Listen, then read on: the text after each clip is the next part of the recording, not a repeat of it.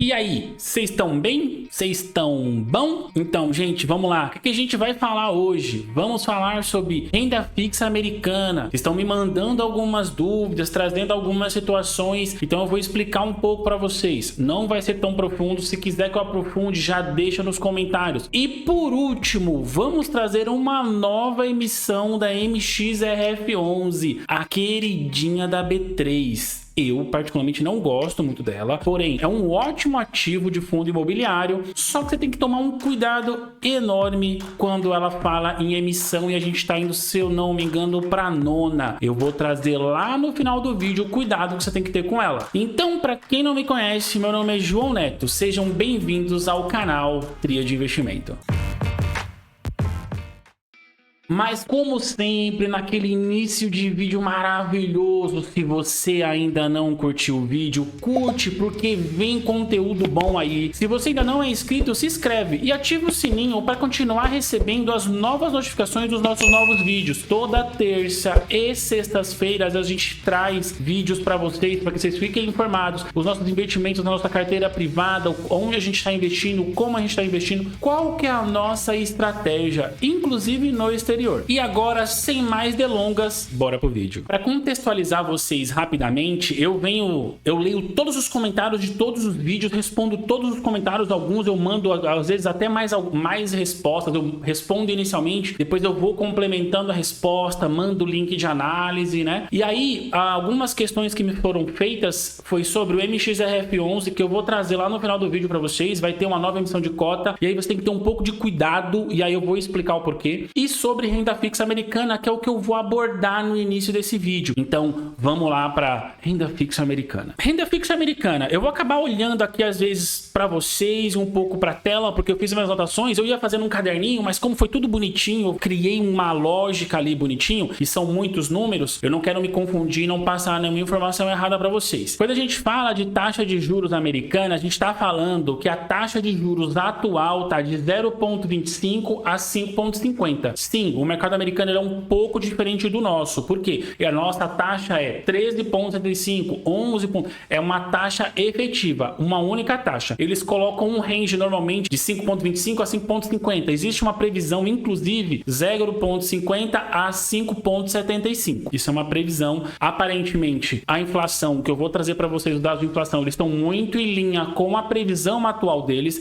Então, pode ser que o Fed, que é o cupom deles, né, que é o do Banco Central, segure um pouco esse aumento de taxa e mantenha o de 5,25 a 5,50. Se ele quiser ser um pouco mais agressivo com a taxa, possivelmente ela suba 25 pontos, aí vai de 5,50 a 5,75. Essa é a primeira informação que vocês têm que ter em mente sobre os juros americanos. É um juros ideal? Não. Eu vou trazer para vocês que o americano não está acostumado com esse nível de juros. E se a gente olhar para o mercado interno, para o mercado brasileiro, a gente é muito mais acostumado a taxas muito mais altas. E eles não, que eu vou mostrar para vocês, vou trazer um pouquinho aqui na tela para a gente dar uma olhadinha nesses juros. Ó, se a gente pegar aqui na nossa tela, eu tô no investing.com, inclusive eu tenho esse aplicativo, ele não sou patrocinado, gente. Tudo que eu falo aqui não tem patrocínio nenhum, eu não tenho patrocínio nenhum, sou um canal pequeno, então a vida segue.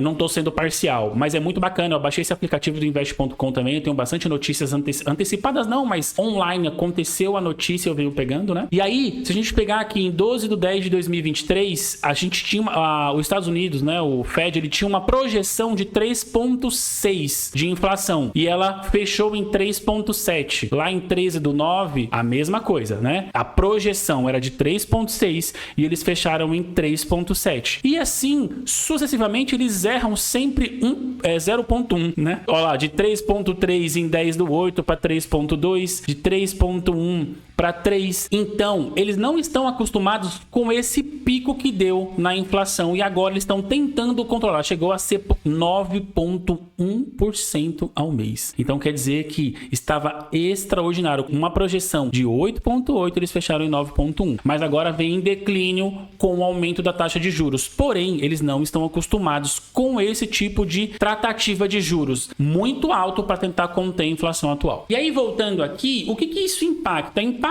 nas pessoas agora estão com dúvidas se realmente é bom continuar na renda variável variável, ou aproveitar que os juros americanos tá muito alto, logo as treasuries ou o tesouro americano tá pagando razoavelmente bem, ele tá pagando ali 5, 6% e é em dólar, né? Quando a gente fala em dólar, quando a gente pega real, é 5 vezes o real. Hoje o dólar tá R$5,10. Então eu recebi algumas dúvidas assim, João, cara, eu tô tentando aplicar no tesouro americano e não tô conseguindo porque o mínimo que eu consegui, inclusive no site da XP, é de 5 mil doletas. E 5 mil doletas hoje é 25 mil reais. Então quem tem 25 mil reais para aplicar no tesouro americano, é um garoto rico, né? É um garoto rico. Eu acredito que seja um homem que tem dinheiro. Então, o que eu resolvi trazer para vocês? Analisar o mercado americano é mais complicado do que você analisar o mercado brasileiro hoje. Então, o que eu quis trazer de provocação? Ao invés de eu indicar para vocês analisar o tesouro americano, eu quis trazer alguns exemplos de ETFs americanos que aplicam em renda fixa. Eu não estou aprofundando, eu estou trazendo,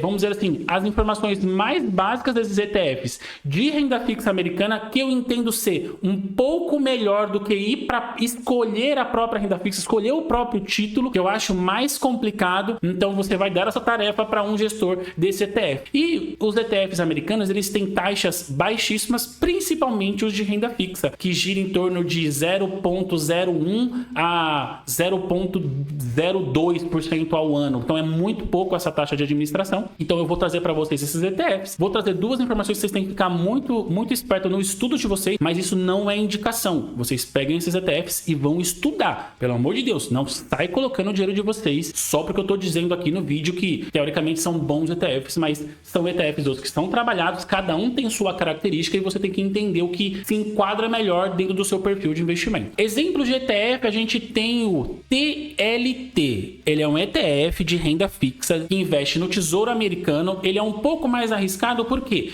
Porque ele é de longo prazo, é para 20 anos. Então quando você coloca o seu dinheiro, vai ficar lá rendendo durante 20 anos. Ele tem uma tendência a te pagar um pouco mais, porém ele fica preso lá, amarrado. Eles são títulos de longo prazo. Todos os ETFs que eu trouxe para vocês aqui, gente, ele normalmente, a grande maioria, paga dividendo mensal, além da rentabilidade da própria cota dele, né, do próprio ativo. Tem o SGOV, ele é para curtíssimo prazo, é de 0 a 3 meses. São títulos que estão para vencer, muito próximo de vencer. A ideia desse título do SGOV normalmente é para que você aplique, por exemplo, para você não deixar o seu dinheiro parado, né, na sua corretora enquanto você vai depois aplicar em fazer algum tipo de aplicação, stock, rates, ETFs, ou qualquer outra coisa, para que você não fique com esse dinheiro parado, você faz a aplicação nele ali de 0 a 3 meses e ele tem uma rentabilidade lá. Eu vou deixar no site, lá na descrição para vocês, ou no primeiro comentário fixado, aonde eu pesquiso esses ETFs, que é no etf.com. E lá que vocês vão fazer os estudos de vocês. Agora nós temos o TIP. Ele é de curto para médio prazo, é de 0 mês a 5 anos. Também aplica em dívidas americanas. Nós temos o BNDX. O BNDX, qual é a diferença entre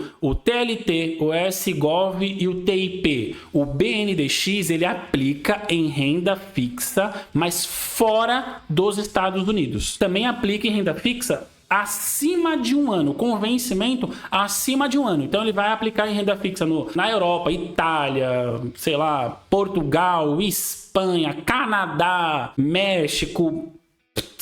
Aonde você pensar, ele compra renda fixa e trabalha com essa renda fixa, te rentabiliza e também paga dividendos. Aqui nós falamos de renda fixa, podemos dizer que foram emissões pelo governo. E existe a renda fixa que a gente chama de bonds. O que são os bonds? As debêntures americanas. O que a gente chama de debenture no Brasil são os bonds fora do Brasil. Então os bonds, eles têm um risco maior, assim como as debêntures têm no Brasil. Por quê? Porque são dívidas corporativas. Então vamos lá. Temos o VCIT, temos a LQD, que tem foco em dividendos. Essa LQD, ela é focada em pagar dividendos.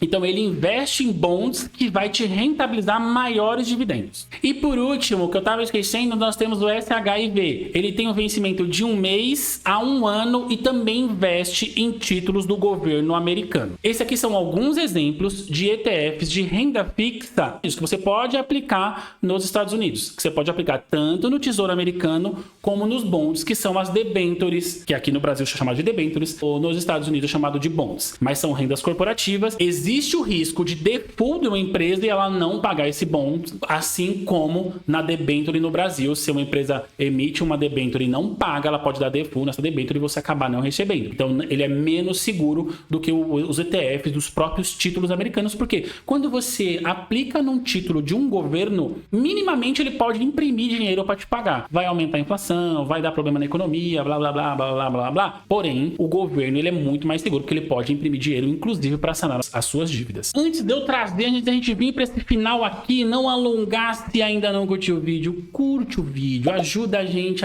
ajuda o YouTube a entender que esse vídeo é relevante e disparar para mais pessoas, né? Não tá gostando de alguma coisa ou tem alguma coisa para acrescentar, quer trazer, quer fazer algum pedido, deixa lá nos comentários. Se ainda não é inscrito, se inscreve e ativa o sininho para receber as novas notificações dos nossos novos vídeos. E vamos pro queridinho MXRF11, o maravilhoso. Gente, vamos lá. Eu não vou trazer uma análise do MXRF11, não tô aqui para fazer isso. Se vocês quiserem, eu posso trazer um vídeo sobre isso, mas tem inúmeros vídeos que buscam visualizações e trazem informações do MXRF11. O que eu quero trazer para vocês? É um sinal de alerta sobre o MXRF11. Não necessariamente sobre o ativo MXRF11, e sim sobre a nova emissão, né? Acredito que seja a 9ª emissão de cotas. Quem já possui o MXRF11 lá no seu aplicativo, vai aparecer prioridade de compra de MXRF11. Apareceu isso lá na 8ª compra. Se eu não me engano, foi a 63 centavos. Gente, você não está comprando uma cota do MXRF11 que custa R$10,36 na época por 63 centavos. Não existe isso. Você estava comprando o direito prioritário de comprar mais cotas do MXRF11. Quem que você vai fazer isso se é uma oferta pública? Quem comprou isso, ele variou de 0,63 a 0,75. Se você pegasse o valor da cota de 10,30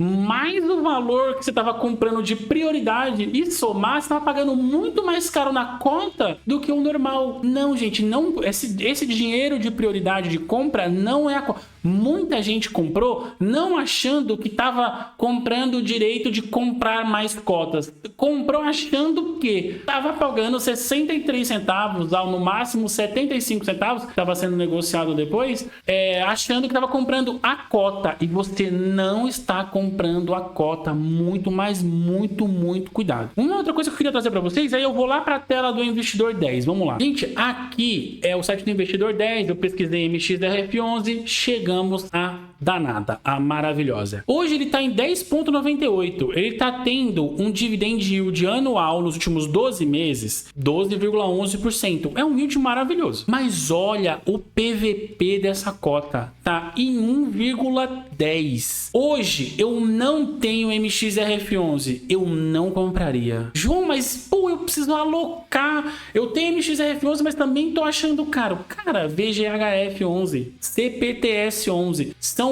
papéis similares com dividend yield igual ou melhor e mais baratos, com PVP mais atrativos. Ah, João, mas eu já tenho MXRF11, eu queria aumentar minhas contas, blá blá blá. Cara, compra, você fica à vontade. Eu não tô dando uma dica, eu estou falando o que eu faria. Eu não compraria MXRF11 nesse valor atual de cota. Teoricamente, ele não tem um edifício, por exemplo, igual o tijolo, fundo de tijolo, que tem um shopping, tem a laje corporativa que se valoriza com o tempo e logo o patrimônio aumenta. Se o patrimônio aumenta, logo o valor da cota pode aumentar, o PVP pode aumentar. O fundo de papel não. O fundo de papel, o patrimônio dele é o dinheiro emprestado, que está suscetível, inclusive, à inadimplência. Então, comprar ele a 1,10 o PVP é um pouco de loucura. Cada um faz o que quer. Eu jamais compraria. Eu iria para fundos similares, para o VGHF11, para o CPTS11. Ah, João, não sei, você tá falando esses dois. Cara, aqui no Investidor 10, se você for descendo aqui, ó, ele traz aqui para vocês, ó, os similares, ó, IRDM e entre outros fundos que ele pode trazer aqui para você, que você pode estar estudando. Às vezes está com um PVP mais atrativo, às vezes até descontado, te rentabilizando inclusive mais do que o próprio MXRF11. Então, para finalizar, tomar muito cuidado na nova emissão do MXRF11 com esses valores de centavos. Entenda que você não está comprando a cota e sim o direito de comprar mais cotas. Se for oferta pública, necessidade zero disso. E muito cuidado com o PVP de fundos de papel. Gente, mas é isso que eu tenho para contribuir com vocês. Para quem ficou aqui até o final, meu muito obrigado. Disciplina, foco e execução. E bora ganhar dinheiro.